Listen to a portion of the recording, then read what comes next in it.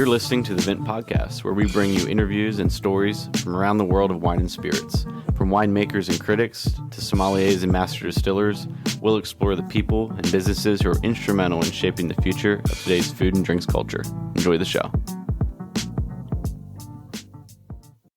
Hey everyone, welcome back to another episode of the Vint Podcast. My name is Brady, joined once again in our studio setup with Billy Galenko. How are you doing, Billy? Good. We survived a tropical storm, just kicking it off with weather as usual. Yeah, I heard about that. That's I bet that was a little bit scary for you. Do you have an indoor seating area, or is everything outdoors in LA at your house? Yeah, no, we have room inside, but It's not just tents. No, or patios. No, people. It was funny though. People were battening down the hatches like it was going to be some intense thing. It was just kind of rainy. They canceled school the next day, which is funny because it was bright and sunny and like literally not a cloud in the sky after like noon.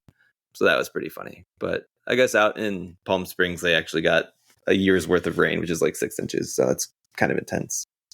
Wow. Yeah, we used to get school canceled for high winds and rain sometimes.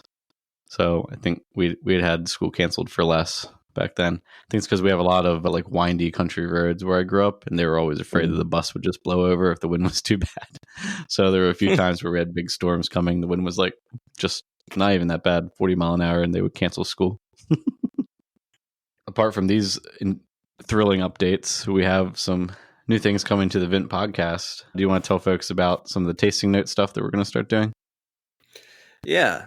So we've been thinking for a while now that we talk about a lot of these wines and whiskeys that we've had, but there's no way for anybody to really kind of either dive in and learn more about them or really go back and kind of try to remember them maybe after listening to the podcast. So we're going to roll out a blog that basically tracks and logs the whiskeys and wines that we discuss on the podcast. We'll have quick tasting notes there. Nothing really formal, but it'll be our general thoughts on the whiskeys and the wines, and we'll basically list them so that you can double check and maybe go and explore them more on your own after the podcast. So I think that is one thing we're going to be adding. And then another aspect, similar but different, will be what we're drinking this weekend. It'll be kind of a weekly wine highlight.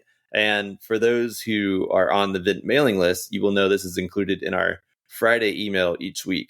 But now for Vint podcast listeners, what we're going to do is give you an early access to the what we're drinking section. And I'll obviously be giving a little bit more color to that as well. So it'll be kind of an enhancement of what you might be seeing if you're already on the Vint mailing list on Fridays. Yeah, we'll definitely try and work more whiskey, scotch, bourbon, maybe some other spirits into those notes and emails as well. I'm trying to have more whiskey folks on the podcast over the next course of episodes. We've definitely been predominantly wine focused, so it was cool to have Scott last week, who I think was our first whiskey producer. So yeah, producer, I think so, aside from Andre Houston Mack, who makes his own rye now. Don't forget that. Oh, that's right. Yeah, but purely whiskey. Yeah, it was the first one. Nice. Yeah, so if any listeners if you take a look at the tasting notes as we go and you have either comments about them or maybe are looking to acquire some of those wines or whiskeys, we can also help you with that on a one-off basis. You can email us at the emails found in the description of the podcast. And if we can get a hold of something for you, we can definitely help to direct you to that. I know Billy drinks a lot of obscure things, so it might be a little bit of a hunt. Yeah. No, we'll definitely be talking about a lot of random things. It may not be the most accessible, not for price sake, but literally just because they're made in somebody's cavevery in their garage. But who knows? We'll cover everything. Yeah, I'll put my neighbor's Concord grape. Yeah. Stuff that he made at home in his bathtub. Oh, yeah. My Zinfandel. I got to find those 6 bottles. It'll be the 5-year anniversary of me making that. But on a different note, so this was partially inspired by tastings that we've done. And on that note, I went to a tasting last week where I had a bunch of Sancerre and Pouilly Fumé. God, I can always say that word wrong. So Sauvignon Blancs from France, Brady. I don't think I've told you about this yet. Oh, nice. Yeah, I mean, that's one of the regional names that I always shy away from. I just point to it and say this one because I'm like, Pouilly Fumé. Yeah, so I didn't really know until studying wine. Like when I started studying wine, you first hear about Sancerre, and that is the most well-known, I guess, Sauvignon Blanc in France. I mean, some will argue that Bordeaux Blanc, but right next door is Pouilly Fumé, and most wine connoisseurs know they're both as well known. And I was talking to the guy at the tasting last week, and somebody was actually asking him why Sancerre is better known. Is it better quality? And he's no, it's not better. It's just easier to say. So that's the reason it became way more famous. That's funny. So what's even easier to say? It's New Zealand. Yeah. Well, if you want something that tastes completely different, but yeah. So I had, let's see, let me count them, six different wines, and the highlight, I guess, was a Domaine Didier Dagenau, which is one of the most famous Pouilly Fumé producers around. So basically, we've sold a lot of his wine on the marketplace. So I've been looking at it, and some of them, the Pure Sang, Pursang of his, goes for a lot of money. So I had a $100 bottling called Blanc, etc. But I have tasting notes for the 6 wines. There were 2 from, let's see, 3 from Sancerre and 2 from Pouilly Fumé, and then 1 from an area called Coteaux de Genois Blanc. Coteaux de Genois is like just northeast of Pouilly Fumé, which I thought was interesting. It's basically these 2 regions are becoming so popular that they're now having the outer regions producing similar quality wines, but at a more approachable price point. So that was really interesting, trying to walk through that little region, because the wines vary differently. Some were more herbaceous, some were kind of almost like round because they had some time in barrel, but not new barrel. So I'll include all my tasting notes for these 6 wines in the blog that'll be published over the next week if anybody wants to check them out. But yeah, there were wines from, let's see, Christophe Monget and Coteaux de Genois, Domaine Taubardet, Domaine Dominique and Janine Crochet. Vincent Pinard was another big name, and Henri Bourgeois, along with the Dagenau.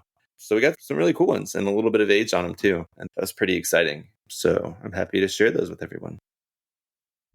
Yeah, that's always an interesting exploration. I think I've only had older Sauvignon Blanc once. Do you remember when we were at Barbersville in Virginia? I believe it was like a 7-year-old Sauvignon Blanc that was like the current release. I think that was one of the only times I've had Sauvignon Blanc that wasn't like less than 3 years old. Yeah, it might have been William Kelly who was complaining about it, but back in the day, Bordeaux Blanc, which is the dry ones, or predominantly Sauvignon Blanc with some Semillon and some other stuff, they were meant to age, and some of those aged beautifully. And then they tried to start replicating more of the New Zealand style and got away from kind of what their bread and butter, and they don't age quite like they used to, but those also can age. One interesting thing I learned about Dagenau, I always knew he was famous. Apparently the founder, Didier himself, is now run by his son and daughter, and his son's becoming famous as the winemaker. Apparently he died in like an ultralight accident, one of those like basically a hang glider with a motor. The guy was like, a small like airplane accident, because they were like, this area is known and it had these mountains really give the wine a certain texture, and the different like the silex soils, limestone. They're like, but it also was his downfall. He crashed into the mountain. Wow, that's kind of weird. But so now I can't think about it in the same way. It's an interesting, the most famous wine and a death-defying story, like an Evil Knievel twist to it. So I mean, didn't defy death, but a death story. Oh, yeah. Death defining. Defining, yeah. Yeah, I mean, is it, if you say name a wine aged in oak, probably Sauvignon Blanc, just off the top of the top 20 grape varietals, would be the last one that I would say. Does oak influence affect potential ageability of wine? Does it impart some like tannic structure or like body to the wine that helps it to age a little bit more? I was going to say, don't tell that to Robert Mondavi. He brought the barrel-aged Sauvignon Blanc to the U.S. No. It can. There's 2 schools of thought here. One is like what you were saying. A lot of this is like more neutral barrel, so it's not imparting as much direct flavor from the barrel itself. And in that same vein, not as much tannin. It can a little bit. Some of it's more the interaction with oxygen over time that helps round out certain parts of the wine. So it might round off some of like certain fruity components, but it also, the interaction with oxygen might allow other, I guess you'll lose kind of the fruity esters, but it kind of rounds it out and allows the wine itself to age better in bottle, because there are some elements that basically don't do well when they're interacting with oxygen if they're made in a completely like oxygen free environment throughout their whole environment, like the whole time. So basically, yeah. So it's like between the lees stirring, which also gives it more body, and some of this oxygen interaction, these wines are actually better set up to age longer in the bottle and develop in a different way, because they're not relying exclusively on primary fruit and like basically floral notes. Because if that's what all you're preserving, as soon as oxygen hits that, you're just going to be left with acid. What was his name? The guy, the master of wine who came on. That's what I was going to say. Yeah, the acid without or Sauvignon Blanc without acid is pointless. Yeah, Nick Jackson, MW. Yeah, That's so right. so you need the acid, but this basically would be like that would just be acid and no floral notes. Here they got more development. You definitely got like almost a yeasty nature. Some of these had like nutty notes, almost like a honeyed aspect to them, which was really interesting and you don't typically think of for Sauvignon Blanc unless you're looking at more of these higher quality barrel. And it's large barrel too, fooders, the really big ones. You're not just barriques. So it all imparts stuff, but it can set it up for better long-term aging, actually. Yeah, not that I drink too much Bordeaux Blanc, I wouldn't say. But if you had asked me before you're talking about this, if you had asked me I would have assumed that it was like 90% Semillon, most of the wines, and basically no Sauvignon Blanc, even though I knew that was included. Is that not the case? Is it mainly, could it be one or the other in a lot of these wines, or is it pretty balanced, or is it usually pretty much all Semillon and then the acid from the Sauvignon Blanc? It's changing in modern times, but traditionally, and still very much in most cases, the still wines are mostly Sauvignon Blanc with some Semillon and very little, if any, Muscadel. Whereas like the Sauterne and like the Botrytis wines are mostly Semillon with a little bit of Sauvignon Blanc, okay, and then some Muscadel. So yeah, you have it. that's definitely the Botrytis. Yeah, the sweeter stuff is definitely, I guess, what I more would have in mind when thinking about those wines. And so I guess, yeah, the Semillon, that's where I got that from, probably. And that's where the acid from the Sauvignon sense. Blanc helps brighten those up. Understood. Yeah, because it kind of gets worked through a little bit by the Botrytis. Yeah. Yeah. Okay. Well, cool. Yeah, I don't know if our guest today I guess he definitely deals in some Bordeaux Blanc. I didn't look through on the site, but I would imagine so. It definitely has a few producers that he works with in Bordeaux. We're talking about Kevin Sidders, the founder and president of VinConnect out of Virginia, who we have on today. Kevin's actually has been a friend of Vint for some time, even before really our initial launch, and did some advising with Nick, our founder, in the early days, and has been a good partner and friend. And so it's great to have him on and talk about his business and trying to provide more access to producers across the pond, mainly in France, focusing on Burgundy and Bordeaux, but he has relationships with producers in a number of different countries and is providing more access to consumers here in the States. Yeah, Kevin was actually one of the first people I talked about when I considered joining Vint and being a part of the company. I actually called him and Adam, who's now our CEO, head of wine. So that was cool. Yeah, I've known Kevin for a long time. He brings an interesting perspective. He kind of got into wine after investment banking, and he'll talk about that, but it has more of a passion as well as like a business opportunity. So it's great to hear him kind of talk about what he's doing, because it was more something he's always been interested in rather than just purely a business opportunity. You can really hear the passion come through and the interest when he's talking about the producers he works with and his wines. Yeah, and I got some good recommendations after talking with Kevin. I think one other time when we had talked with him, we had talked about Chateau Moussard, but we talk about it again for a decent amount of time on this interview and went and purchased some bottles after that. So yeah, definitely cool to hear about some of the different producers that he's involved with. And really what he's doing is facilitating a way for producers to be in contact, newsletter style sort of allocation list with the producers that don't usually have programs set up the way that we do here in the States, where you kind of get on an allocation list, on a newsletter distribution list with producers here. So he's trying to facilitate that kind of back and forth relationship. And yeah, I signed up for a couple different lists, and he certainly knows a lot about the producers that he works with. So it's cool to hear him talk about some of those. For sure. 100%. I encourage everybody to check those out. Anybody who's supporting small producers or producers making wine the right way in Europe is always a fan in my book, or I'm always a fan of them. So definitely check out VinConnect and enjoy our interview with Kevin Sidders.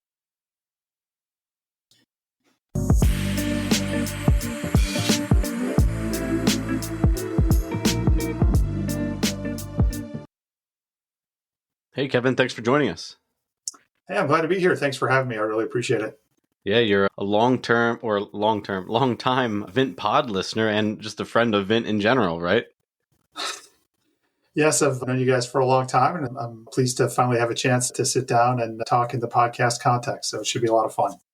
Yeah, it's exciting to have someone who's kind of a part of the Virginia wine scene as well as a merchant sort of in the area. And I want you to tell a little bit about VinConnect and just maybe some of your early journey into wine. You don't need to go back 75 years, but as far as you want to share.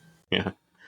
Sure. So VinConnect, the business I started, has been around for about 12 years. And what we do is help consumers get access to wines from a bunch of the top wineries in Europe. Flipped around, we help Europe's best wineries sell direct to consumers in the US in many of the same ways that US wineries do. Historically, that hasn't really been a thing. It's not legal for European wineries to sell direct in the US in the same way that domestic wineries do, but that really puts them at a strategic and competitive disadvantage. And so we created VinConnect to find a way to help them do that so that customers can be on the mailing lists of Europe's best wineries in the same way they are with America's best wineries, Silver Oak, Caymus, Chateau Montelena, Harlan, people like that. Now you can do that same thing for Clos-de-Tart in Burgundy, or Domaine de Pégot and Châteauneuf-du-Pape, or Laurence Ponceau in Burgundy, Marcelino in Barolo, things like that. Yeah, so when you go to Europe and you visit a producer, they'll bring around and ask if you want to purchase, and they'll show you all the shipping options and everything. They'll help you facilitate that. Is the only difference between what you're able to do in terms of sending wine back to the States and doing that, I guess, online through some kind of allocation methodology? The only difference between those two, is it just that the transaction is happening on their soil versus over the internet? Or why is there a difference? It's sort of a complicated and multi-layered question. Yep. So it's not legal for European wineries to ship direct in the US. Now, it doesn't mean they can't do it. It's relatively straightforward for them or for you to walk down to mailboxes, et cetera, in Genoa, Right. and send a box and call it olive oil and sort of have it show up here. And people will periodically do that when they're traveling over there, if the wineries are able to sell at the cellar door. And not all of them do. More do now than used to, but certainly still not everybody does. But the European wineries historically have not had nearly as much of an orientation around commerce and marketing as we do here in the US. And so it's very rare to find one that has a tasting room that's open to the public, with a staff with a bunch of inventory that's available for sale, and a staff that's working there that can help you ship it home. And even if they did have all of those things, there's no way for you to sort of buy the next thing from them, generally speaking. So 6 months from now, you want to buy some more. It's very rare for wineries over there to have an online shop or to have any kind of integration into e-commerce and then fulfillment, again, because it's technically illegal for them to do that. So certain wineries will have pieces of that, but it's very rare to find one that has sort of an integrated effort in that way. Now, what we spend a lot of time doing is, in addition to managing all of the logistics and compliance to deliver those goods in a way that makes it actually legal for the wineries to do it in sort of a scalable, robust, sustainable fashion. We also spend a lot of time just training them about how to think about, how do you communicate with customers? What kinds of things do they expect you to say to them? How frequently do you talk to them? What products should you offer? How do you price them? Sort of that whole direct to consumer approach to marketing in general is something that, again, they don't think about it that way over there. And so we spend a lot of time with sort of general purpose consulting on ways that they should do that. And as part of that, things like how you would arrange a tasting room, should you have products for sale, how would you price them, and those sorts of things are things that we help them with as well. But at the end of the day, for the customer in the US, what you experience if you're visiting a VinConnect partner winery is the same thing you'd experience in Napa. So you visit the winery, says, hey, if you've enjoyed what you tasted, give us your email and we'll put you on our mailing list. You go back to the US 3 months from now, you get an email from the winery that says, hey, the new vintage of Barolo is available. Here are the wines for you to purchase. You fill out a form and send it off. And 6 weeks later, you get a box at your door with the wine delivered from Italy. And that's the stuff that, where we sort of facilitate not only the transaction, but the logistics. Nice. So you're taking a step back though. You didn't really, this sounds really complex and like in the weeds, like you've been working in wine in a while and you took your knowledge from that and brought it to this, but you weren't in wine before. You were in like finance. Can you give us a little bit of that and like how much, I guess you just took your wine passion and made it into a business? It's sort of, yeah. I spent about 20 years as an investment banker and made a sort of a good career of that, and then kind of decided to make a life change that included a relocation from San Francisco to the East Coast in Virginia. And in the process of that, I had been involved in a couple of different sort of wine-related activities. I took some classes on commerce and wine. I negotiated over the course of about 18 months to try to buy a wine import services business. I helped started sort of a newfangled retail wine concept with some friends here in Charlottesville. And so even though I wasn't necessarily of the wine world in the way that a lot of people are, I certainly had some different sort of views into it. And then combine that with being an active mailing list customer of wineries in Napa, and stumbled on the idea of why this thing didn't exist for wineries in Europe. And then just decided to go try to figure that out for myself, and was able to, over the course of about a year of research and work and conversations with attorneys and things like that, was able to sort of put the pieces together for turning this into an actual business and a legally compliant effort. But it's amazing. I mean, in the years since I've started VinConnect, I probably had 25 different people over the years tell me, man, I thought about doing that, and somebody should have done that a long time ago. And I just don't know. It's been waiting to happen. I don't know why no one ever figured that out before. So I don't know. Maybe it was sort of an obvious thing, and I just happened to be the guy to put the pieces together the right way. I'm not sure, but I'm glad we got here. So, what percentage of the European wine market do you think is completely excluded from folks who live domestically here in the U.S. to have wine shipped, just say from some retailer in New York or California or somewhere? Are we only seeing maybe 5 or 10% of the wines that might be available over there if they were widely distributed? That's an interesting question. There are sort of two pieces to that. So certainly that's an issue. I mean, I couldn't even tell you what percentage of the wines made in Europe actually get exported to the U.S. in terms of number of SKUs. I mean, it's single-digit percentages maybe. Sure. Now, the vast majority of the best wine made in Europe gets exported to the U.S. The U.S. is, for most of our wineries, I mean, the U.S. is the single biggest market for wine in the world. Certainly the single biggest market for fine wine. And most of the top wineries all throughout Europe, the U.S. is their single largest market. In some cases, maybe the domestic market in the U.S. is number 2. So if you're making great wine and trying to charge $100 or more a bottle for it, you're selling, there's a pretty good chance you found a way to get into the U.S. market and tap into that here. So at that end of the market, most of the best wine comes to the U.S. That being said, your ability to access it, as you observed, is contingent on the vagaries of the U.S. alcohol distribution legal system, which is complicated as all get out. And so many of the best wines aren't available all across the U.S. or are available in a limited fashion in certain places. Many of the kinds of collectible things that our customers are interested in, that are the kind of things that you guys are putting investments together around, the available quantities of those are very small. They're highly allocated. And customers, depending on where you live, either have a hard time finding them or it's almost impossible.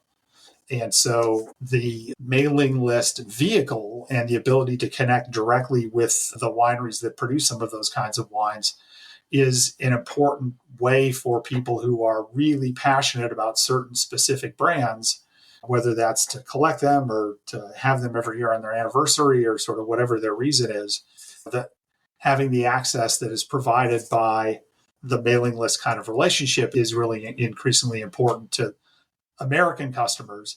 And at the same time, even the wineries in Europe that are making wines that are hugely in demand throughout the world, and specifically in the US, sometimes they'll say to us, well, why do I need a mailing list? I already sell all my stuff, everything I make anyway. And our answer to that is, you're a Burgundian wine producer. You make one barrel of Musigny every year and it sort of goes out to the wind. Do you want that to be consumed by the person in a restaurant who says, bring me the most expensive bottle on the list? Or do you want that wine to be consumed by someone who knows your wines intimately, who visits you every year, who's hugely passionate about the art that you create, and who will really appreciate this special tiny quantity that you make? And when you explain that, sort of the light bulb often goes on and they go, okay, I get it. Yeah, that makes total sense. So it really is good for both the wineries and the consumers who are interested. Yeah. Yeah, it makes sense to me how a producer over there would be really interested in working with you. I want to hear about what's it like in the reverse. Would I come to you and say, I visited France last month. We went to a couple of producers that I had never heard of. How can I get wines consistently from them? Is that a type of conversation that you often have with folks, or is that not really how that relationship works? No, it doesn't really work that way. I mean, Okay. we have a roster of wineries with whom we work. And so if you want to buy Pago Chateauneuf du Pape, we would know that they have a mailing list, and the mailing list is a great way to do that. Now, that wine's also available in retail in the U.S. in various places, again, to a greater or lesser degree. But the best and easiest way to have that direct relationship with the winery and make sure you get access to things like large formats, things like the special super high-end tiny production cuvées. They make a red called Cuvée de Campo and a white called Cuvée a Tempo that are a couple of barrels of each. Those kinds of items, you'll almost never find those in retail in the U.S. But being on the mailing list, you get access to those kinds of things. And so the combination of convenience for the customer in terms of the new vintage finds you don't have to go find it, access to things you might not otherwise get.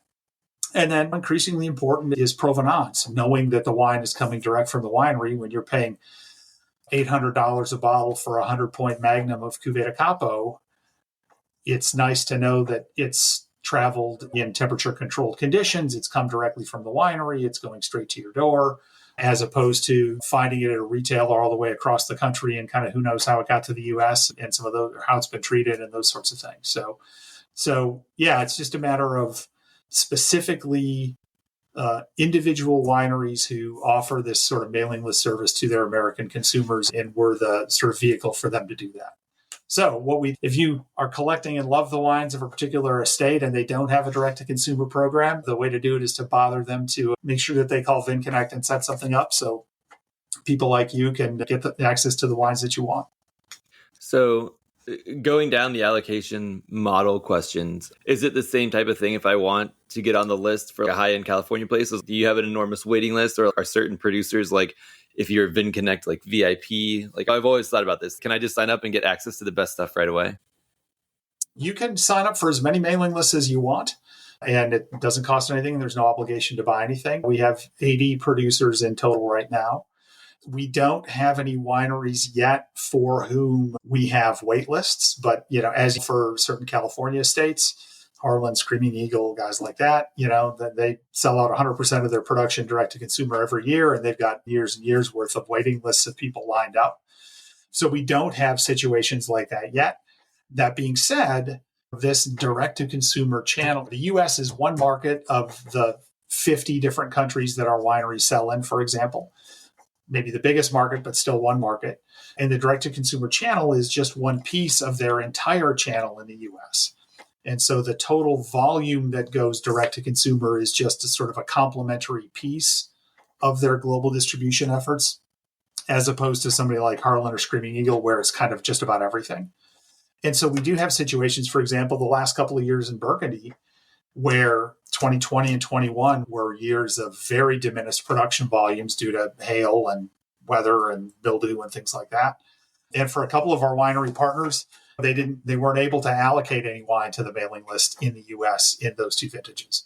With other partners, they were able to, and the mailing list was about the only way you could find some of the wines of some of our partners in Burgundy, because so little of it otherwise came to the U.S., or maybe it just went directly to restaurants and didn't even end up in retail. So that there is a big benefit in terms of access in a lot of cases, sort of just depending on the winery and the vintage and other factors. So your focus in terms of like your regional focus of wineries. Can you talk a little bit about that and sort of, I guess, the particular focus on Burgundy? I also saw you have a relationship with Santo in Greece and Gooseborn and Ridgeview, it looks like, in England or the UK. I guess they're both in England. So yeah, kind of some in the mainstream. We got a bunch of Burgundy producers, but then also a few in some emerging regions. Yeah, so we're pretty well represented across Europe's major growing regions. For us, unlike an importer, we don't think about having a book or some sort of mix of regions or wine varieties or those sorts of things. We'll work with any winery that has a big following in the US and a large demand of customers who would want to be on the mailing list. Yeah. And so the regions that you see represented for wineries that we work with are sort of what you would expect if you think about sort of collectible European wines. So Bordeaux and Burgundy, two big ones. We work with a number of producers in Piemonte and in Tuscany as probably the two major Italian regions for sort of collectible wines. But we also have a handful of wineries in Germany. As you noted, a couple of sparkling wine producers in England. We work with Chateau Moussard in Lebanon. We don't have any producers today in South Africa, for example, or New Zealand. But there isn't any reason why we couldn't or wouldn't. It's just a matter of finding wineries that have sort of big enough brand presence and existing demand in the US market where we know that there would be interest in building a significant mailing list around those. When on that note, the winery has come up multiple times on the podcast, especially by Bartholomew Broadbent, who said it was his favorite wine in the world. Chateau Moussard, how did that become so well known? And yet, how did it become so well known? And yet, how have other Lebanese wines not come, I guess, as close? There's not even like a second. We know DRC and then we know others. Like, how come we only know that one? Is it just Lebanon? It's a really good question, Billy. It starts with Moussard making very consistent and systematic marketing efforts in the US going back probably 50 years. They were the first, to my knowledge, the first sort of notable Lebanese wine sort of broadly sold in the US market. And the winery for the better part of 30 or 40 or 50 years was run by a very dynamic gentleman, Serge Hoshar, who had just a tremendous personality. And the frequency with which he would come to the US market and the relationships that he was able to build, both with people in the channel, retailers, distributors, et cetera, as well as consumers when they would do consumer events. I mean, it really was the accumulated effort of 40 years of him coming to the US and just pounding the pavement and shaking hands. And at the same time, of course, making fantastic wine. You can sort of do all the marketing you want, but if the product isn't very good, it doesn't help you a lot. And I think those factors really helped a lot. Getting the support of some of the seminal wine reviewers of the time back in the 70s and 80s, Michael Broadbent in the UK, Robert Parker in the US, getting the wine in front of them and getting their sort of support and encouragement to both consumers and the trade that, hey, you should pay attention to this. It really is worth learning about and tasting. And then finally, I think the other contributing factor is those wines are made in a very distinctive style and flavor profile. And they not only taste different than things you taste other places, but they also are really singular. They just taste like themselves. And that distinctiveness, it's not necessarily for everybody, but they have a flavor that, blind tasting or whatever, even though the individual wines are very different characteristically, vintage to vintage, the variation is much broader than really almost any major fine winery I can think of. And yet they retain a distinctiveness that always tastes like Moussard. And because it's so distinctive and because so many people, I think, sort of gravitate toward it, it's just been the kind of thing you taste it and it connects with your brain in a different way, and it's very memorable. And for lots of people, they find it delicious. The prices have continued to be pretty reasonable. Current vintages for them still are in the $60s per bottle, which relative to where the price points on things like Bordeaux and California wines have gone is still very accessible. They haven't made 10 different single vineyard things and reserve wines and crazy double and triple price points. They make a series of lower end wines, but Chateau Moussard red, white, and rosé are the best thing they make. And those are the top of the line at kind of $60, $70. And that allows them to appeal to a pretty broad swath of the customer base.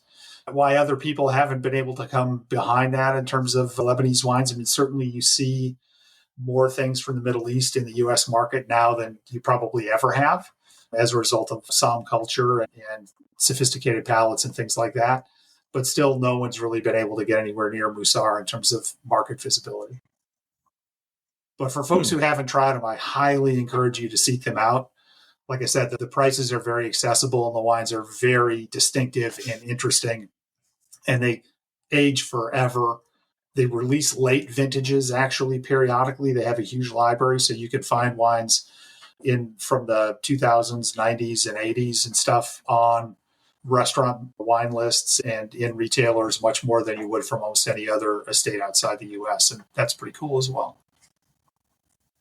Yeah, not to linger too much on Moussard, but what are some of the distinctive features of their red wine? I guess their flagship is a Cab, a Carignan. Am I right about that? Yeah. What are some of the distinctive tasting notes? Not to put you on the spot. It's a red blend of generally Cab and Carignan, Mourvedre, and then a handful of other things, including some indigenous varieties. And so the blend really is pretty different than you'd find most anywhere else. I mean, you could argue maybe some folks in the Languedoc or southern France are doing some sort of funky things like that. Yeah. The second thing is they have a tendency to have a real funkiness or barnyardiness or earthiness to varying degrees. And certain people's palates have a higher or lower sort of sensitivity to that. Some people find some of those flavors as appealing and adding to complexity. Other people on occasion find them a little bit off-putting. But nonetheless, there's a real distinctiveness there that really feels like they came from a place that you could identify. And then I think the last thing that's super interesting about them is, like I said, the vintage variation is quite sizable, both in terms of the blend that they use, as well as just how the wines evolve over time. And so they all taste like Moussard, but some of them can go in the direction of almost Burgundy or sort of Beaujolais. And other ones are like very powerful, ripe California style, rich, fruity kinds of things. And so they're all unique and individual and different. And there's even some variation within vintages. So years ago, we did a release for them of their whites, which are only made from indigenous varieties, which you'd never get anywhere else. And I was shipping some bottles to a customer. I was in the warehouse and our boxes have 3 bottles on each layer. And the 3 bottles from the same vintage that I was putting in the box were all 3 dramatically different colors of yellow. There was sort of light yellow, medium yellow, and dark yellow. And so I emailed the proprietor and I said, this is some variation here. What if customers ask us about why these are so different? What do you want me to tell them? And he said, all of our wines are living things. Each of them evolve at their own rate. And that's sort of what you get when you get Moussard. I was like, well, okay. So it really is, for them, it's a feature, not a bug. For other kinds of wineries, it might be viewed as a bug, but for them, it's definitely a feature.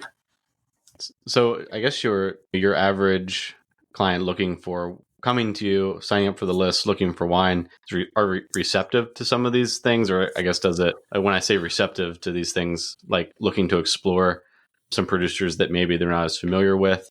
Or can you describe your average sign up person? Yeah, I think it's typically customers that are joining the winery mailing list are doing it because they already know and are familiar with that particular winery. Okay. They visited Conlicchio di Sopra in Tuscany and had the wines and met the guy, and Francesco was awesome. And of course, I'd want to be on their mailing list. Or they had the wine in a restaurant here in the U.S. and it was amazing. And they Googled, where do I buy Clos de Tart? And an ad came up and said, hey, they have a mailing list. Join the mailing list. So we are very much connecting with or selling wine to people who've given us permission to email them and have specifically said what they want. So anyone who'd sign up for the Musar list, you would think would have a pretty good understanding of what the wines are about or sort of what they're getting into in a sense. That being said, a customer might come to VinConnect to sign up for Canalichi di Sopra and then see the roster of other wineries with whom we work and go, oh, I've heard of this Musar thing. My buddy told me that's cool wine. Maybe I should sign up for that one too and check it out.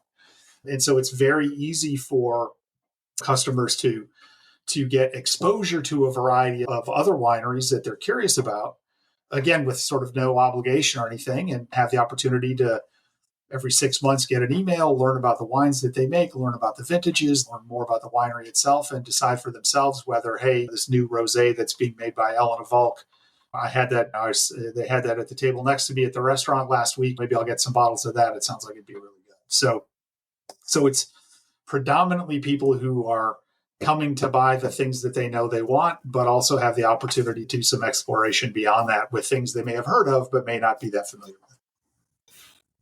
How have you found certain producers that you're working with? Do you have Elena Volk in your portfolio? Yeah, indeed. Oh, wow. I was going to say, so have you found people like for her, for example, that you might have started and they were kind of, their wines were top notch, but they were in a different price tier. And then now over time, they've kind of migrated up a bit. Cause I remember studying for my certified exam and it like the recommend from Psalms was like, oh, Elena Volk is like really high quality, but like really affordable. And now I go to buy her wines and they're like double what I was paying back then. Every winery has their own sort of evolution of their product set and their pricing strategy, I guess I would say. And so those things just kind of evolve over time. We've had some producers who went from not being able to sell out other wines to now they sell everything out. And so now it's time to move the price up because supply is fixed and demand is growing, kind of thing. So it really depends. I think having gone through a pretty significant inflationary period here in the last couple of years in terms of costs, I mean, things like glass bottles for wineries in Europe went up 50% 2 years ago and have not come down. Like it's a step function. Everything's just that much more expensive. Labor and those kinds of things. So there has been definitely some price inflation to greater and lesser degrees sort of across all of fine wine, I would say. That being said, some wineries have been more aggressive than others in terms of doing things like creating new luxury cuvées for which they charge 3 times as much, or making 4 single vineyard wines now that are double the price what the regular one would be, and things like that. So many wines have very consciously gone down a path of sort of premiumization, if you want to call it that, finding ways to charge more for the things that they make. And oftentimes you would expect, and they certainly deliver on, making more distinguished and distinctive products that they're charging more for. But other times, yeah, it could be as simple as, geez, this thing I bought 3 vintages ago is now 75% up from what I paid for it last time. And you definitely see that, again, specifically in Burgundy over the last few years with the short crops in 20 and 21. I mean, most people just felt like they're only making half of what they made before, and they just had to charge a lot more for it. Now, all industries, oftentimes prices go up and are stickier longer than the way they come back down on the other side. And so oftentimes as you go through these cycles, the trend kind of goes in one direction, unfortunately, most of the time. Nice. Well, I think her wines deserve it. So I'm happy for her. It's not like she's just upcharging, but that was just something interesting. Yeah. Were you going to say something, Brittany?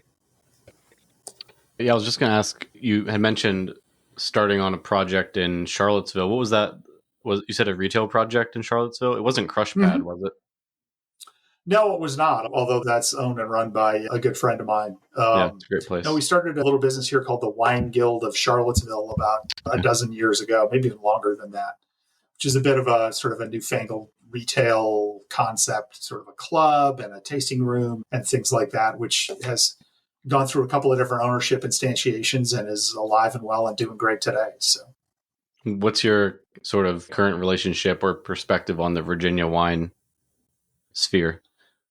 Well, Virginia wine that's sort of a whole other topic. It's been incredible for me to in the time that I've lived here, so going on 13 or 14 years now, see the growth and evolution of the industry to over maybe 100 wineries, bonded wineries in Virginia when I got here 15 years ago, and there are 350 today or some crazy number like that. The growth of the industry has been amazing. The increased professionalism as a result of investment in technology and things like that has definitely raised the level of quality, I think, across the industry.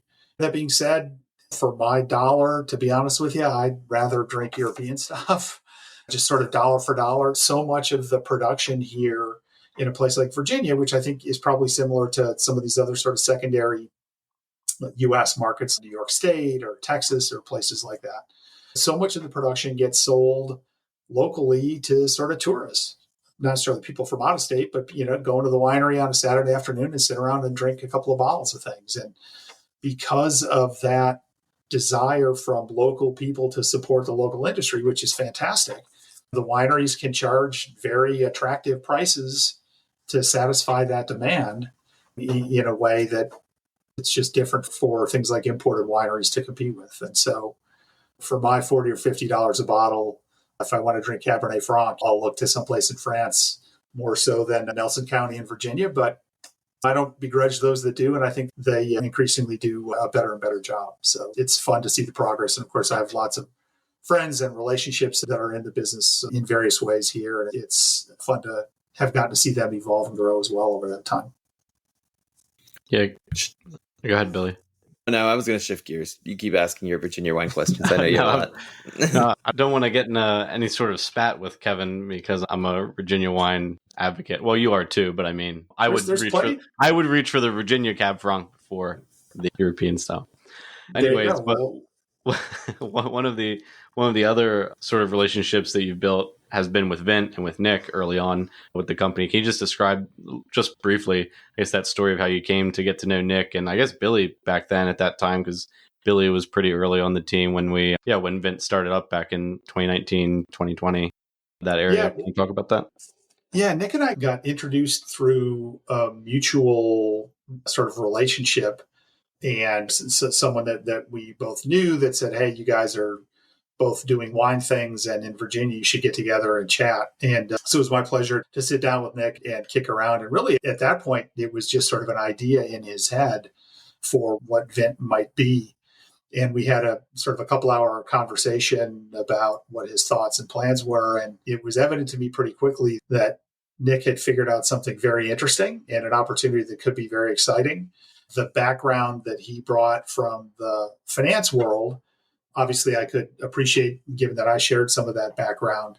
And I was really impressed with what he had figured out from a sort of the finance angle on what Vint does.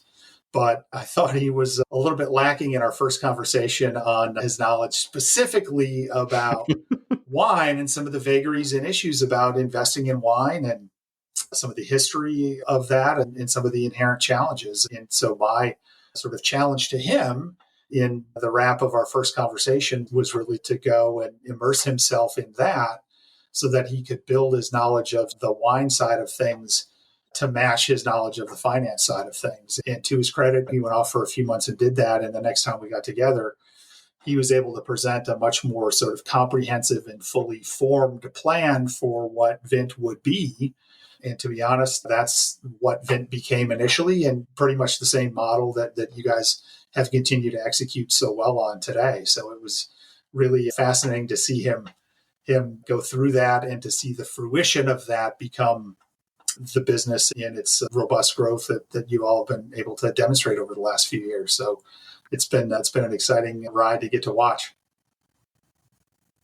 Does your average mailing list client think of their seller as partially an investment or not so much? What's kind of your average client like in that sense? Yeah, that's a really good question.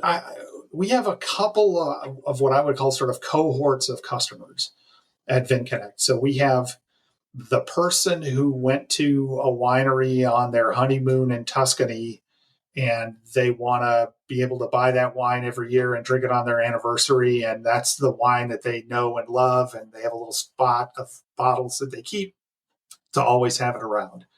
And so that's more of a novice customer who's joined the mailing list to sort of focus on the one relationship they have or one or two relationships they have with the wineries they know. That person's not thinking of it as a collection. Sort of on the other end of VinConnect, we have another cohort of customers who are very savvy wine consumers who are sort of omnivorous. They drink wines from all over the world, the US included. They have a cellar, they're collecting wines, they know the best wines from the various regions of the world, and those are the things they want to drink.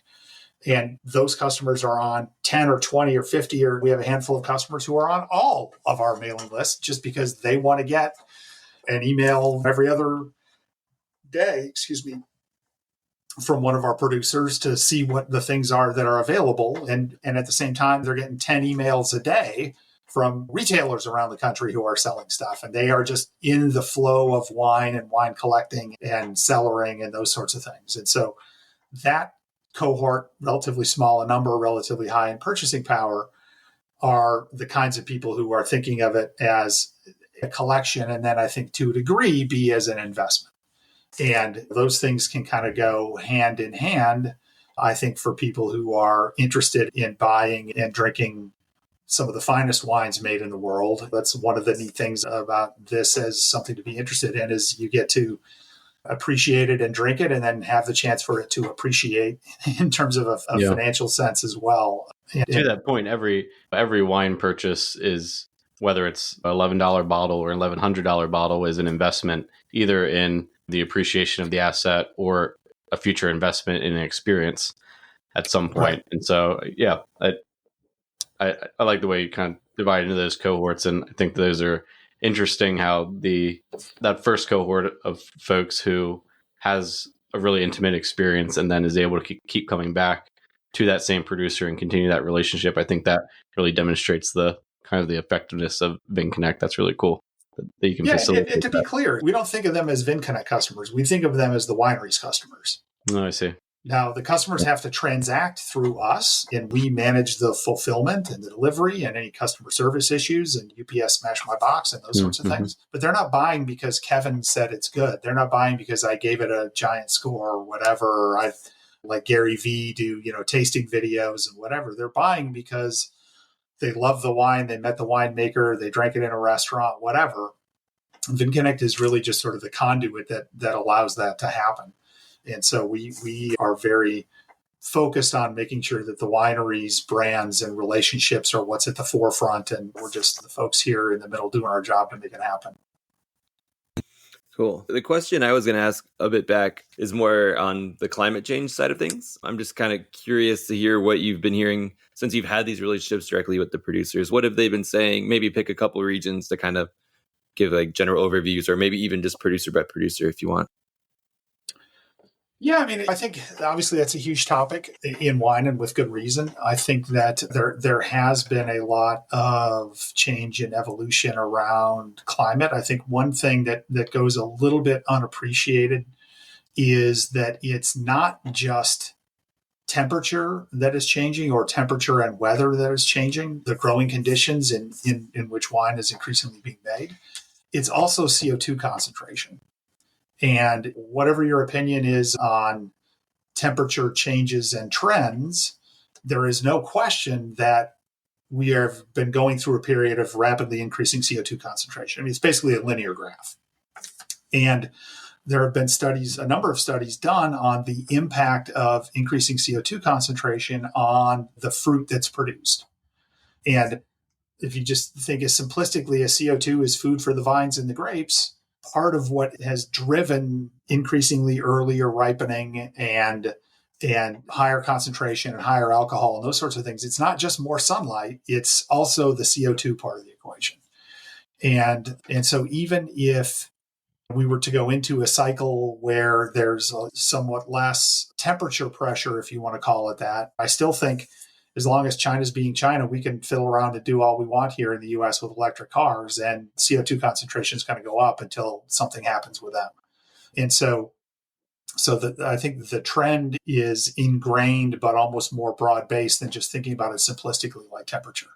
So as a result, the wineries have been doing things to respond to that. We've got growing seasons migrating further and further north. We've got wineries in different regions thinking about, or to a degree, planting new grape varieties that are better suited to different temperatures and different ripening environments. I think a fantastic thing that's been happening is through this period of evolution, wineries have more and more sort of tools and technology available to them today than they've ever had to deal with these kinds of issues. And the sophistication and the knowledge base that is sort of shared throughout the industry around these topics has really helped the wineries manage this changing growing environment in a way that, 30 or 40 or 50 years ago, that just wouldn't even have been possible. And so I think the industry has been remarkably resilient to date to some of these changes. And I think it's reasonable to think that's going to continue. So I don't think it's going to be a desert in Burgundy anytime soon, and that Scotland's going to be where we're growing Pinot Noir and Chardonnay. But I do think it's, in my mind, it's sort of more positive than negative in that I think the environment, or the warming and the CO2 environment, is opening up more land for grape cultivation than we've had just looking back over the last kind of 50 to 100 years. And with those opportunities increasing, there's more and more terroir that can be discovered and developed and planted grapes to see what kinds of amazing things can be made. And you're seeing emergence of regions. Swiss Pinot Noir didn't used to be a thing, at least sort of on the global stage. German Pinot Noir, there's some people, Marcus Mahler and others, making friggin' amazing wines that 15 years ago just didn't even exist. Like, you couldn't even find them. And so, not that there aren't challenges and threats to the industry and changes that we're going to go through, but as a consumer, like, I think it's as an exciting a time as it's ever been to discover and seek out new things that the warming and increasing CO2 environment is allowing and creating. So I think there's as much creation as there is destruction, or even more creation, to be honest with you. That makes sense. I mean, for somebody like me who loves just trying new things, and I'm constantly drinking new things, I'm right with you. But I do wonder, for folks who like a wine that has, they've been drinking it for decades, so there's a certain style, and then that's starting to slightly change due to some of these changes. Have you heard that from anybody that, like, you work with, or not work with, but that buys from you, that's, I like this, but it's different than it used to be, or anybody complaining? Well, to be honest with you, I don't think it's as different as it used to be. I mean, in many regions, there was an evolution of style that was driven by sort of American palate preference and the prominence of American critics in the sort of late 80s and 90s and into the 2000s. We can talk about Tuscan wines and Piemontese wines, and even stylistic choices that were made in Bordeaux in terms of vinification, where things got really ripe and really fruity and really over-extracted. Those stylistic choices have generally swung back to much more, I think, sort of conservative winemaking approaches as a result. And so we're not back to making sort of Bordeaux in the style of the mid-70s, where we had a bunch of crappy vintages in cold weather and lots of rain, and so the wines were lean and things like that. But despite increasing challenges in terms of climate, the style of those wines has become sort of much more rational and restrained, and not necessarily reflective of higher temperatures and more CO2. And so it goes back to my point earlier about wineries having more tools and techniques and approaches available today than they've done before, that has allowed them to make choices that help them manage some of those factors in ways that they just didn't have the resources to do before. I mean, one example is one of our producers in Tuscany. 8 or 10 years ago, the first time I visited them, they were doing, basically, they would harvest in the mornings and they would flash cool the grapes for about 12 to 24 hours before they would vinify them. And because they were in a particularly warm spot along the Tuscan coast, that was a choice that they made that they really thought helped the wine show more restraint. And now, I mean, I've probably heard half a dozen of our wineries talking about using that technique where it's appropriate for them to do so. So just things like that. I mean, that's just sort of one choice that has allowed folks to manage better. And there are those kinds of things in the toolbox of winemakers to try to craft the kinds of wines that they think are really reflective of the vintage and the terroir, and less just sort of hot and ripe. Yeah. Yeah, it makes sense that you talk about, I mean, I'm with both of you on there being more opportunities to explore new regions and new terroir. I am sympathetic to the idea that the wines that we've known, just say 30 or 40 years from now, the wines that we've known may become more monolithic and more singular in profile.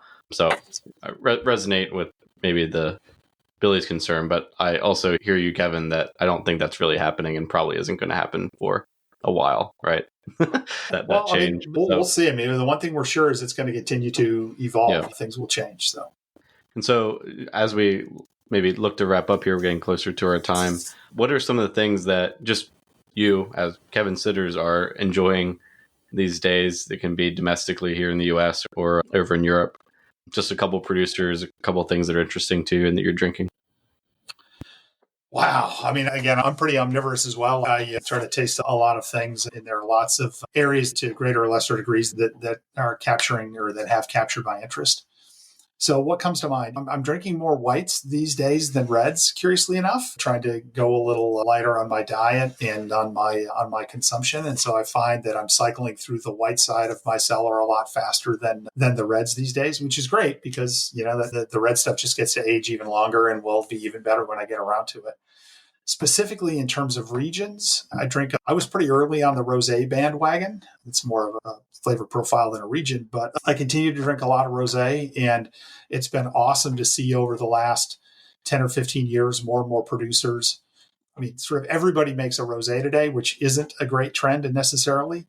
But the thing that's exciting to me is more and more wineries are producing sort of gastronomic rosés, real high quality wines that happen to be made in the style of a rosé, as opposed to sort of a throwaway thing so that there's a pink bottle on the table. Yeah. And so I think there are just some fascinating, super high quality rosé wines out there. Domaine de la Morteray it makes some of my favorites. Sar makes a rosé that's super hard to find and get a hold of.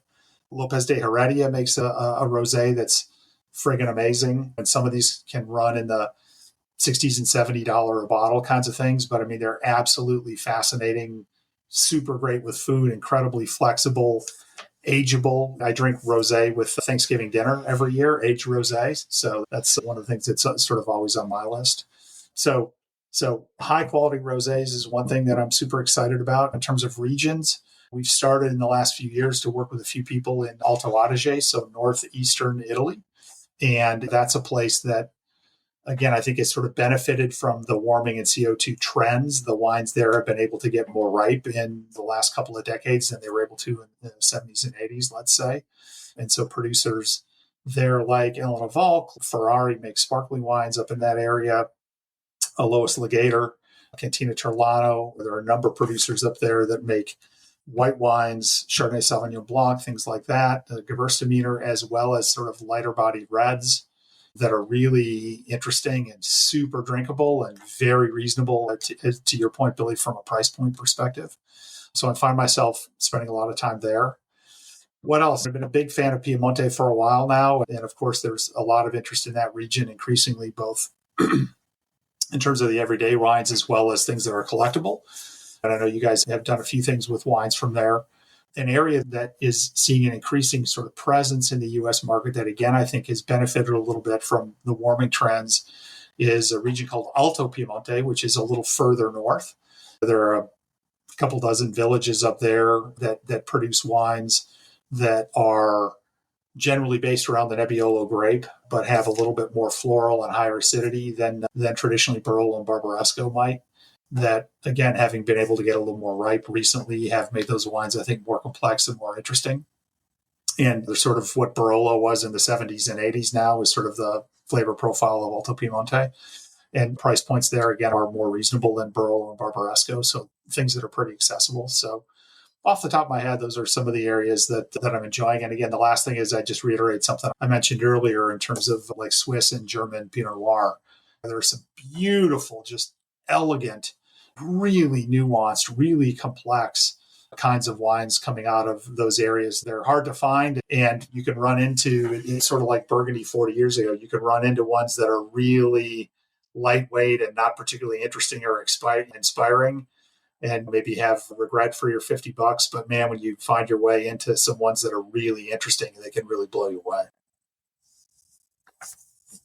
That's awesome. Yeah, I'm with you on the rosé thing, just especially for its food friendliness and versatility, like you said. And it's one of those wines where you can get a great rosé for super cheap, and also they should probably be priced more for just that very fact, some of the quality of the Yeah. top one and the versatility. So Yeah, no, and you're seeing that again with some of the top producers, people who are making the gastronomic rosés. I mean, Yep. they've really been sort of aggressive with pricing, and I think the wines hold up. It's fascinating when you compare rosé to champagne. In champagne, the rosé wines are premium priced to the regular sparkling wines. Yep. Yeah, and then in the other regions, the rosé is sort of cheaper than the other ones. So this notion that rosé can be even better than the regular thing you make is demonstrated in champagne, and I think borne out with the producers who really take it seriously in a way that are trying to make something that's Right. really interesting and special. Yeah. Well, yeah, thanks so much for sharing with us. We are glad to have you as a friend, both in wine and business, and hopefully able to shine some light on the access that you're bringing, especially to wines in Europe. And so we really appreciate you coming on and sharing. No, it's a pleasure to be here. I appreciate you guys having me. And if folks are interested, they can go to VinConnect.com and look at the producers with whom we work. Again, it's free to sign up to receive mailing lists from the different wineries. The wineries are generally do a release a couple of times a year, so you won't be flooded with spam or anything. And for folks that are your listeners that are interested in sort of collectible wines, again, several of our producers make those kinds of things. And being on the mailing list is a great way to get access to the kinds of things you might have trouble finding other places. And so we're happy to make those available to folks and hope folks take advantage of it.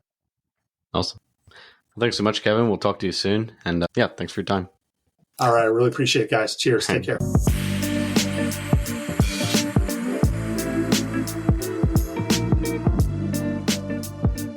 All right. That was our interview with Kevin Sidders. I hope everybody enjoyed his interesting takes on where the wine world is, his different producers. And yeah, I think he had an interesting perspective on how climate change is also impacting the wines. I didn't think about CO2 emissions as much as he had brought it up. So that was really cool. Also, now go check out, it'll be on the Vint website in the next week or so, and we'll link the tasting notes section for the Vint podcast, and we'll make that a little bit more prominent moving forward. And yeah, we'll be back with another interview and podcast next week. Cheers. To check out our current offerings and to sign up for the Vint platform, find us at www.vint.co. That's www.vint.co. For questions, comments, or feedback on the Vint podcast, please email us at support@vint.co. Vint and VV Markets are offering securities pursuant to Regulation A. Our offering circular as amended can be found on the SEC website.